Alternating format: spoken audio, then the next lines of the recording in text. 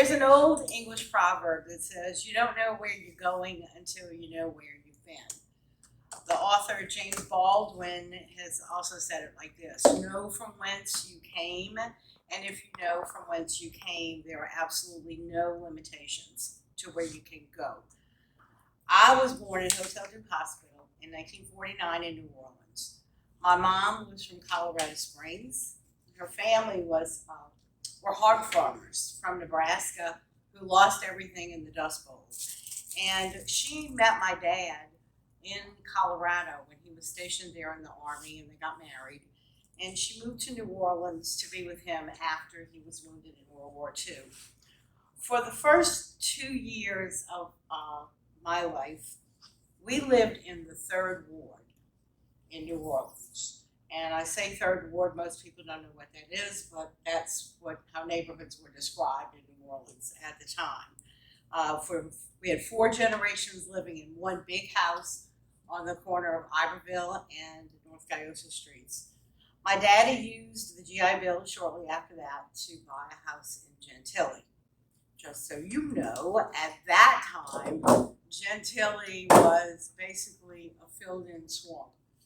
There was Dillard University on the south side, and the Lakefront Air Station and Pontchartrain Beach on the north side, and pretty much nothing in between except a few scattered houses, and that's where we lived.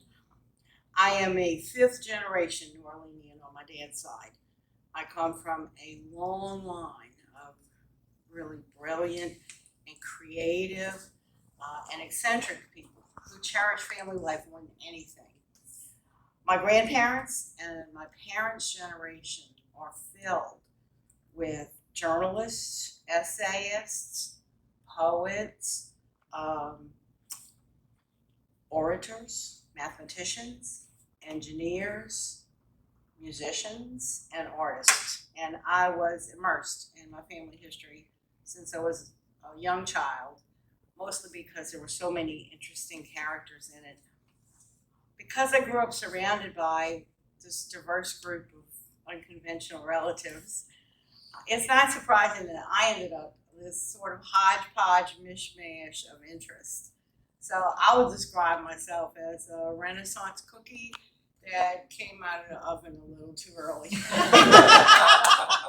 I discovered early in my life that if I performed according to my parents' expectations, I could pretty much do whatever else I wanted. So I was always a good student, not a great student.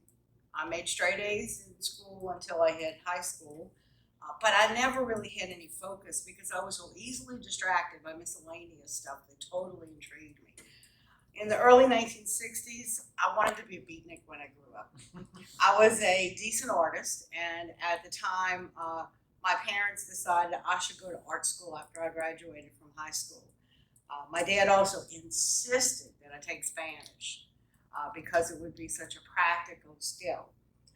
So you would think that my parents' plans would align with the things that I was interested in, but being the hard-headed, independent thinker that I was, I decided that I would spend my later high school years studying geology and biology, and managed to make straight D's in Spanish for 4 semesters. And I couldn't speak any Spanish by the time I got out of high school. In 1963, I discovered folk music, and I got a guitar.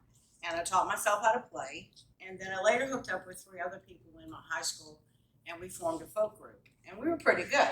We used to perform at hootenannies around town, and on weekends we were actually broadcast on the radio live from the Schweigens parking lot. And I became the president by default of the high school guitar club.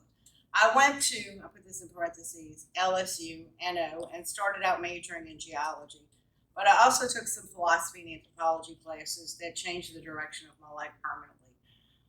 During my freshman year, I was one of the youngest editors of the Trident, which is the LSU yearbook.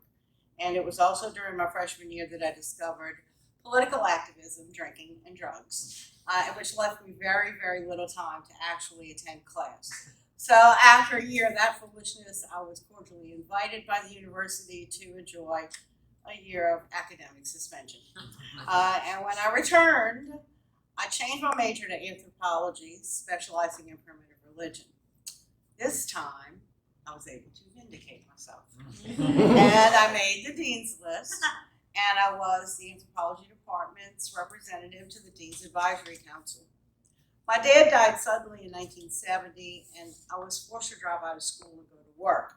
I found my niche in the world of commercial printing as a graphic designer, and I was an award-winning typographer. This led me to a 25-year career in the newspaper publishing business. I picked up new skills very easily, and I excelled in the business world, and I did it all. I did office management, I did accounting, human resources, public relations, sales, but something was always missing in terms of personal fulfillment. In 2003, I was inspired by my friend Deborah Chapman to go back to school and change my path in life. So I changed my major to sociology, and I became a state certified addictions counselor, and I started working at a faith-based counseling center. Finally, a career that seemed to provide everything that I had been searching for. I was doing something I enjoyed, I was helping other people at the same time, and I was influential in assisting other people meet the physical, cultural, and spiritual needs in their lives while I was doing the same thing for myself. Today, I am semi-retired. I still work for the Celebration Hope Center part-time from home, and I get to spend a lot of time with my 8 grandchildren. I have the opportunity to explore my other passion, which is cooking, and I get to experiment with ethnic dishes and share them with my family and friends, and I'm teaching my 4-year-old granddaughter how to cook. And I feel like I have a lot to say, and I hope that Toastmasters will provide a venue where I can do that. Oh yeah, I guess the one thing that's still on my bucket list is to learn how to finally speak Spanish. Go figure. So even though I'm still that half-baked cookie, I take comfort in another old saying, which is, a jack of all trades is a master of none, but oftentimes better than a master of one.